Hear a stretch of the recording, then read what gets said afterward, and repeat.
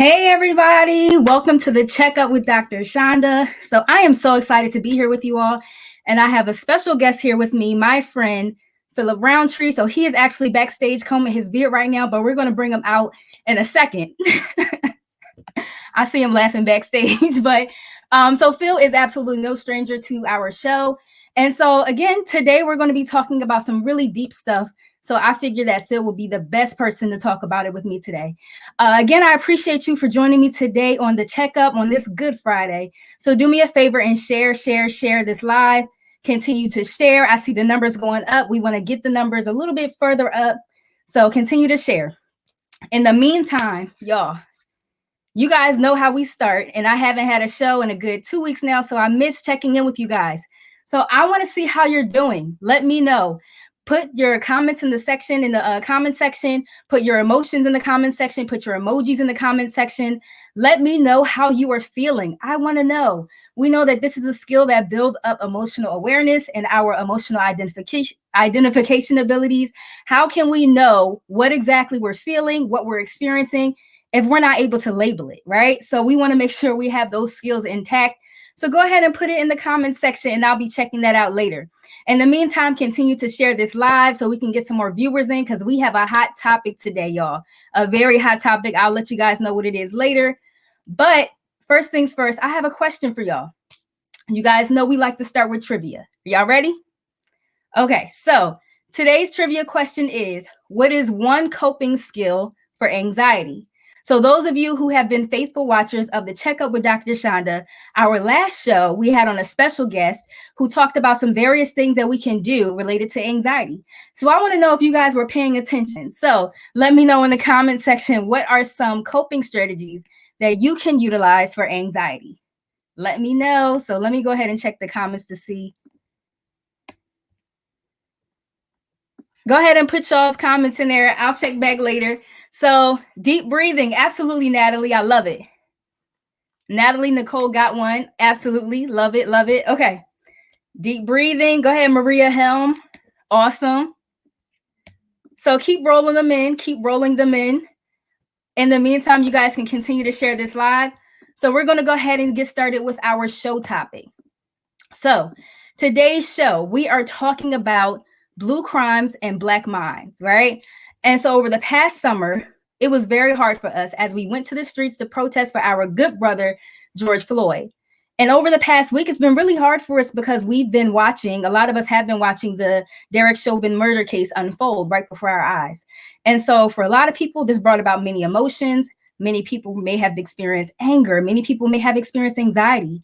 And today I have my good friend, Phillip Roundtree, who's going to be talking with us about ways in which we can protect our mental when we see things like this unfold. So let's see if he's done combing his beard. There he is. Is your beard in check? Like, are you good? I mean, it's voluptuous, so I got to make sure that I'm ready for the people. I do it for the people, right? I love it. I love it. I love the whole look that you have going on today. I mean, they say creatives wear orange hats, right? So that's why I got the orange hat. I'm feeling extra spicy today. Oh, I love it. Okay, okay. What do they say about creatives and big hair? Do they say anything about that? Pick up after yourself. I don't know. Anyway, so y'all make sure you're showing my friend Phillip Roundtree some love. Make sure you guys to follow him on Instagram. So Phil, when you get a chance, drop your Instagram handle so that people can stay up to date with you, everything that you're doing. But in the meantime, let us know a little bit about your background, what you do, where you're from, all that good stuff. I mean, I'm never good at this little introduction thing, but so I'm Phil Roundtree, born and raised in Philadelphia, PA. I'm a mental health advocate.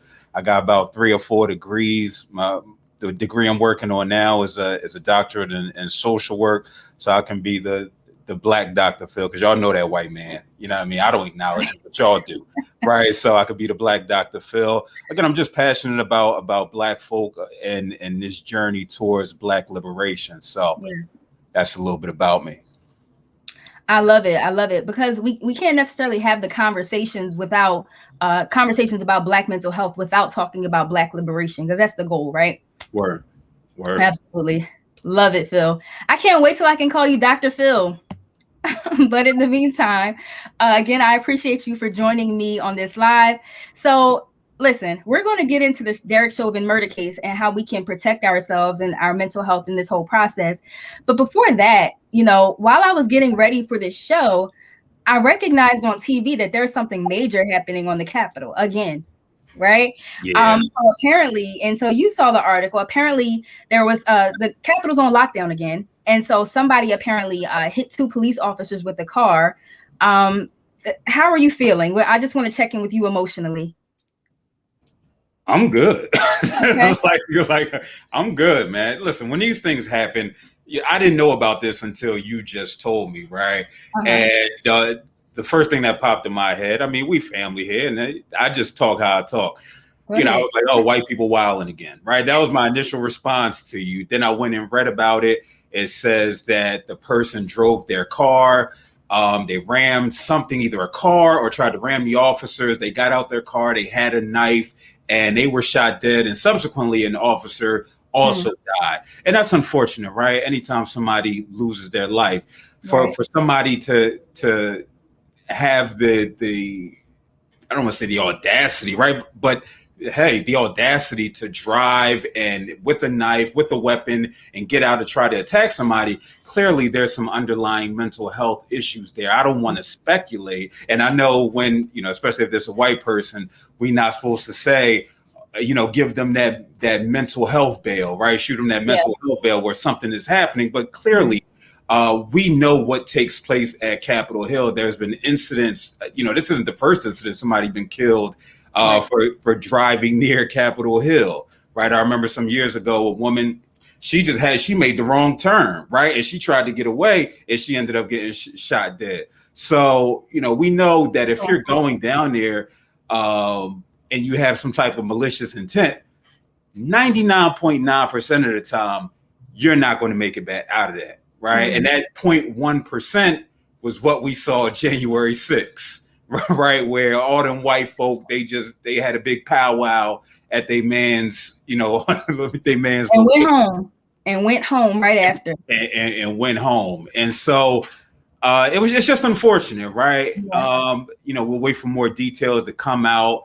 I'll be shocked if it's a black person who did it. It's kind of like with Lee Malvo and John Muhammad, who the DC snipers. I think black folk was like, nah, that ain't us. Like, we don't do type stuff like that, right? Come to find out, it was. So, but unfortunately, we just see just the what untreated mental health looks like in situations like this. Absolutely. For me, I would say what automatically struck my mind was like just thinking about the people who I work with, because I am a DC based therapist, and the office that I work in, we're 100% virtual right now, but the office I work on is on Capitol Hill. So you can imagine like how many of our clients, come from that area. And so just imagining like that type of trauma that might come up with, especially we're talking about re-traumatization, right? Because something just happened on January 6th. And so when we're talking about things like this, I think it's so important. I love that we're having this conversation now about protecting our mental health, because it goes beyond the Derek Chauvin case. It goes beyond January 6th. It's just about daily life, things that we experience from day to day, because I mean, things happen, especially with our nation currently. So we just have to be in a place where we're constantly protecting ourselves, protecting our mental health as Black people, because we go through so many things from day to day anyway. I completely agree. Yeah. But I see y'all are commenting. I love it. Let's keep the conversation going. We're going to get into it, right? So, this case, what's happening with Derek Chauvin, the murder case, because we're going to call it what it is. It was a murder. I'm wondering, Phil, like, what are some of the emotions that you may have observed, whether it was like on your social media timeline or things that you've been hearing people say when it comes to like people who may have been watching this case throughout the week? Nothing. Okay. Keep it real, nothing. Okay. I've intentionally been avoiding it. I haven't watched it myself. I have no desire to watch it. I Yeah. might see a write up here and there about what took place that day. However, yeah, I'm not in tuned with it at all. And that's, you know, that's the intentionality behind it, because I recognize, first, I recognize historically what can take place with this quote unquote justice system, right? And I'll be shocked if he's convicted, right? I don't look at it, I don't consider anything that white folk can do in the court of law as being justice, right? I just look at it as, oh, word, we got one, right? We got one. Now we got 10 to 15 million other ones that we don't have. And so, you know, I've seen people comment, and as soon as I see something, as soon as I see the first word like George, I keep swiping. Yeah, I mean, I keep going, because again, for me taking in that energy is not necessarily going to help me in again, this journey towards having my wellness and just me thriving at optimal levels. Yeah. Right. So for me, it's just been, I catch a little snippet of what took place. I'm not watching any video, because video and written words, they hit me differently, right? It depends what type of learner you are. And so, and then just the imagery, right? Like if we hear, like people hear George Floyd was killed and somebody kneed on his neck for, now it's 9 minutes and some change. Yeah. Right? But then you see the 9 minutes and some change, and you sitting there for 9 minutes and some change, like, whoa, it impacts you different, right? It hits your senses a little bit differently. So that's why I definitely do not watch any type of video related to it. This system will give its verdict. People are going to be happy. People are going to be disappointed. It's not going to ever be enough, right? You're not going to be able to satisfy Black folk with whatever this verdict is, unless it's the death penalty for some folk, or life in prison without parole. But I don't even necessarily think that's on the table, given the degrees of charges that he has. So, I just haven't been invested in it, and for me, that's a good thing. Yeah, I would say for everybody at this point, like that would be a good thing. I love how you pointed out when you're engaging and you're really, allowing these certain things to go into your eye gates, it does impact you and inhibit you from being able to function at your optimal level. And I'll say this to be completely 100% transparent. I'm open to the rebuke, but over the past few weeks, I've been kind of like taking a step back from social media, and I haven't really been scrolling. Are you proud of me? Because you always. I am. I ain't see the bundles or the lashes on my timeline in a very long time. You know what I mean? So you missed it. I feel like you missed it a little bit, but that's cool. We're gonna talk about that later. But yeah, so I haven't been on social media.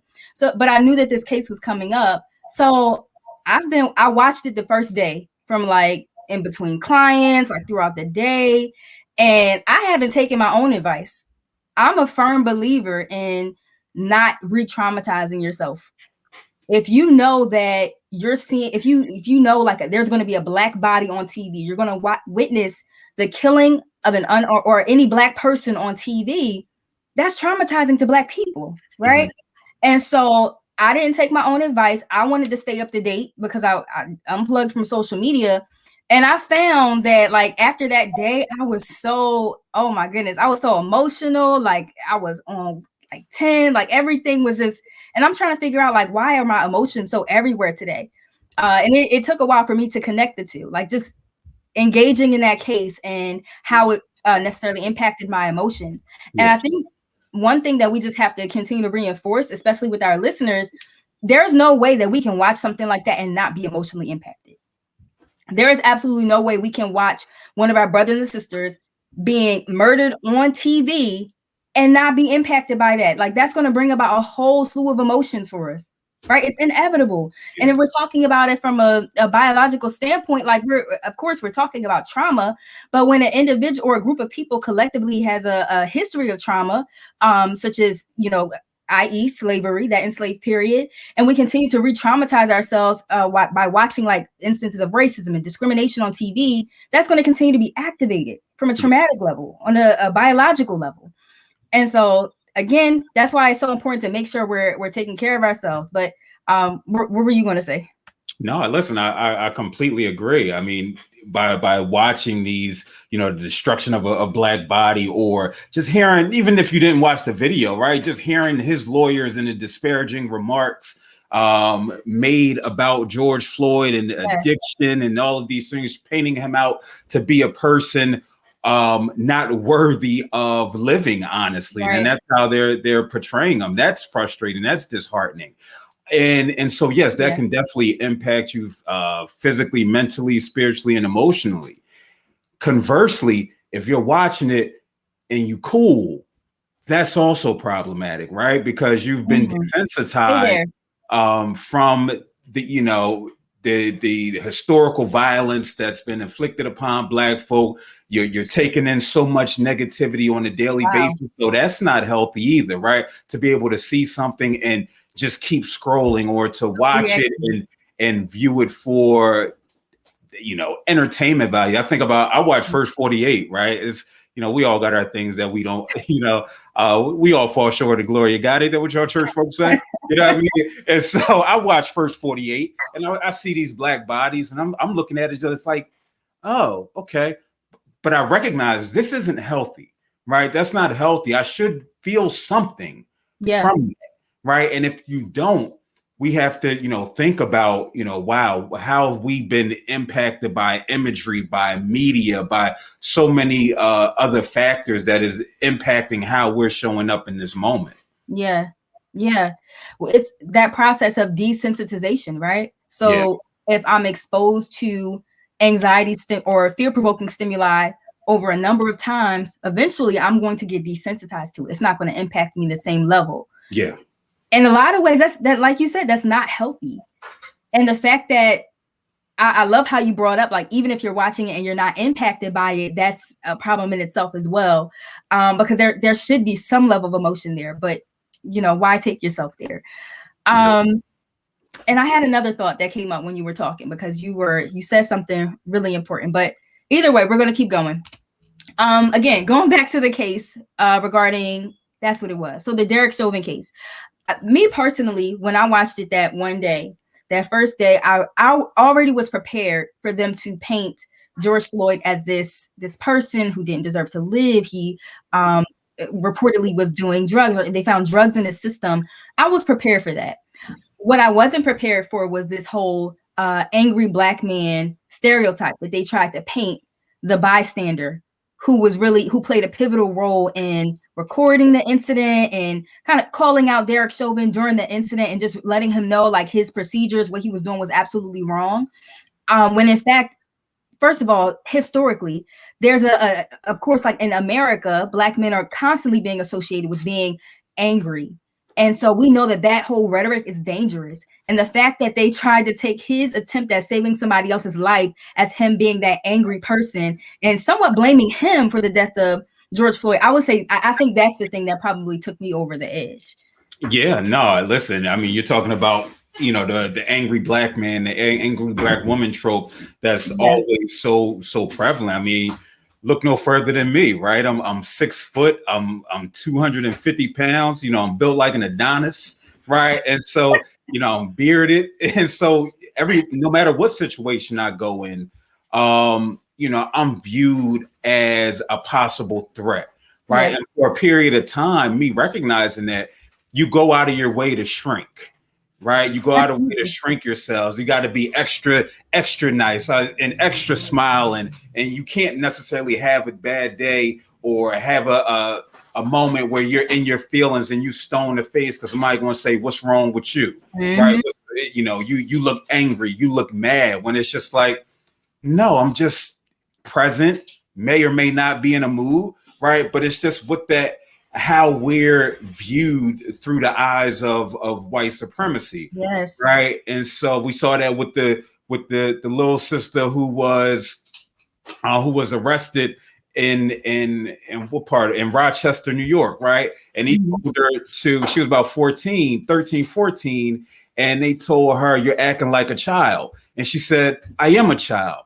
Right. And so Mm. that goes into how we're viewed and how that's always been historically. And so to see him Yeah. say, they're trying to paint him as getting angrier and angrier. And he said, "Nah, I became more professional and more professional, right? Exactly. And that You handled combated it so well. that narrative of I may be angry, but I'm even more professional now, right? I'm not lashing out in anger and frustration, something that you were incapable of, man who killed George Floyd. Phil, you got me over here thinking about times where I was, painted as a person who is like angry because I am more reserved and not as talkative, not as social, especially when I was working for other people, especially in the workplace. And so, that's a rhetoric that we have to constantly fight. And I felt like it was so disgusting that they brought that up during the trial. And Maria Helm said being angry isn't on trial. That's such a great point. Like, why are we talking about emotions? And if you're any human being, you're going to have some type of emotion during that period of time. So I love where this conversation is going. So, Phil, really quickly, how can our viewers, those who are watching, what are some like tips and strategies you can give to them in order to protect ourselves, like in terms of our emotions and mental health as this case continues to unfold? Yeah, what Erica Badu, she had a song, I Can Make You Put Your Phone Down. Right, put your phone down. I know you was digging the vocals. I used to sing on the choir, right? I used to be You a tenor in the did. choir. I remember Yeah, you telling me that. word. I ain't gonna give y'all too much more of that, but no, seriously, put your phone down. Right, we're addicted to our phones, and I Yeah. think the last time we had this conversation, I spoke about that because we always have to be and keep up with the Joneses, right? Mm-hmm. If you watch the Social Dilemma on Netflix, it's the reason why executives at these companies not letting their children be on their phones, right, or be on these apps rather, because they recognize the impact that it has on their wellness. And so that's the first thing: put your phone down. As I said, I'm not watching the trial, but am I caught up with it for the most part? Yeah, and I catch up with it on my own time. So I'm not pressed to see it while it's taking place. I may catch up with it a few days later and just read a little excerpt about what happened. So being mindful about your intake. The great poet, actor, he was on Girlfriends, Saul Williams. He says, be mindful of your food, not just what you're eating, but everything that you're taking in, because it all impacts you. Go to therapy, right? I think if you're in therapy, have a conversation about it. How is that impacting you? Because again, it's everywhere, right? We're talking about race-based trauma. And so that's very real. I think the Asian community, they starting to see, but I ain't gonna say the Paul Mooney joke, but everybody want to be, an N-word, but don't nobody want to be an N-word, right? And they start to see, and we sitting there like, oh, yeah, okay, you know what I mean? But that's just the reality of it, because that's what been our experience for so long. So again, just take that inventory of what's happening with you internally. How is your gut feeling? Are you feeling anxious? Right? We got to be mindful of these signs. Are my palms sweating? Are my eyes and my attention going everywhere? Right? Am I feeling tense in my body? We have to know self. And I think that's one of the issues that's taking place now. Not too many people know who they are in those moments of silence, in those moments void of social media or external other factors. Yeah. And I just want to kind of like reinforce that idea of checking in with yourself, like checking in with doing those body scans and assessing, like you said, like, is my stomach tensing up? Like all those things can happen in the midst of like watching those videos. That's why I say the video clips are for white people. Let them watch that. I don't think Black people should be watching other Black people being murdered on TV. In addition to that, I love what you were saying about therapy. Y'all, therapy is so important, especially in times like this. And if you feel like you cannot bring this conversation up to your therapist, then you probably need a new one. The goal of therapy is to have someone who's culturally sensitive. Notice I didn't say competent, because I don't believe in cultural competence if you're not a Black therapist and you're trying to be competent in Black issues. Like, that just doesn't work. But you want your therapist to be culturally sensitive. And if you feel like, again, you can't bring this up, like you want to assess, like, where else can you have these types of conversations with a therapist. Phil, you have a support group, right? Yeah, I do. It's for people who identify as men. So you can be Black, white, Asian. You can be part of the LGBTQ plus community. As long as you identify as being a man, it's called hashtag You Good Man. And men just come together to have healthy, fruitful, productive conversations, like emoting about situations like this, right? You see George Floyd and you see yourself, right? I know they, where mothers around the world, when he called out for his mom, they're like, I felt that, right? Because I'm a mom. Well, think about the Black men who see themselves in that instance, right? Because I see George Floyd, I see me. So it's a safe space for us to have those conversations. And you can go on my Instagram. I put it in the chat. I'll do it again. It's at Phil_Roundtree on Instagram, and that's when I post when we have the groups. Okay, just writing that down. Bam, it's in the comments. Okay, nope, I misspelled it. I got you later. But yeah, no, one O, y'all. 1-0, y'all. I think you're doing an amazing work. And I love that you're allowing Black men a space to where they can be vulnerable, because far too often, Black men are stigmatized when they do show emotion. We saw it on TV, like you're labeled as angry, or if you do express some sort of emotion that isn't as romanticized, then you're a punk because you're crying or you're sad. When that's not the case, like we all have the plethora, a wide range of emotions. Therefore, we need to be in spaces where we can express them, especially for Black men. All right, Phil, tell the people where they can find you. Again, catch me on Facebook /Phil MSW. Catch me on YouTube for sure. I have a weekly show called Rhetorically Speaking on YouTube. Again, at Phil MSW. And then on Instagram at Phil_Roundtree, like Chef, Richard Roundtree, 1-0. Did I get that right? Yahtzee, you got it right. All right, y'all. So again, this is Dr. Chanda. You guys know where you can find me. Follow me on Instagram at Paging Dr. Chanda. I will be back in, I don't know, maybe a week or so. But we'll play it by ear. But you can also sign up for my email community. And I'm also constantly in communication with my email subscribers as well. In addition to that, you can purchase apparel at mindsoftheculture.org.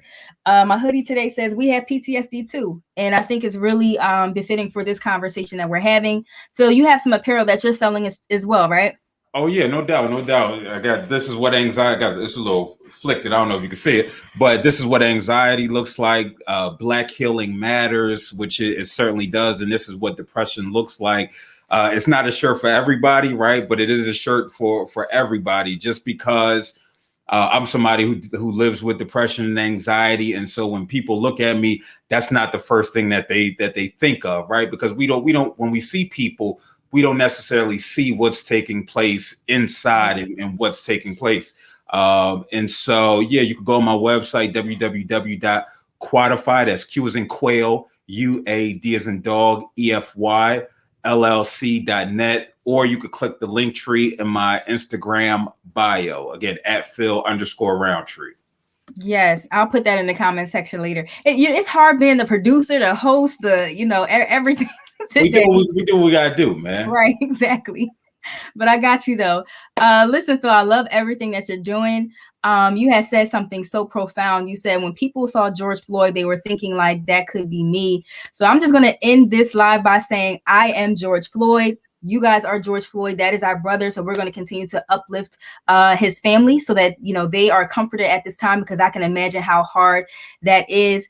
Yeah, that's it, y'all. So Maria, you got it, sister. Amen. All right, y'all. So enjoy y'all Good Friday, and I'll talk to y'all later. Peace.